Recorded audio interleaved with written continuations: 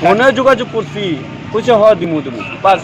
তার চেয়ে বড় কত হয়েছে যে যেহেতু বিদ্যুৎ একটা আপৎকালীন অফিসে নাটকালীন কোনো সদস্য নাই, যে আপৎকালীন কোনো নাইট পরিষেবায় যে একজন নিযুক্ত থাকে বা ফোন রিসিভ করবো এমন কোনো সদস্য নাই তার অফিসে।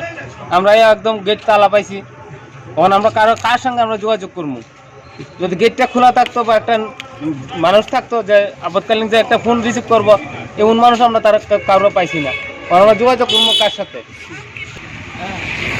দায়গ্রস্ত হয়েছি না হাইলে আর কি করবো, আমরা তো কারো কিছু পাইতেই আছে না, পাইলেও তো আমরা তাদের লোকে কথা কইতাম, সমস্যা কোন জায়গাতে হয়েছে আমরা বুঝতাম, বুঝে সেটা যদি আমাদের সহযোগিতা থাকতো আমরা করে দিতাম, তবু আমাদের গ্রামে বিদ্যুৎটা যাক, আমরা এই জিনিসটা করতাম, কিন্তু তারা পাইতেছি না তো।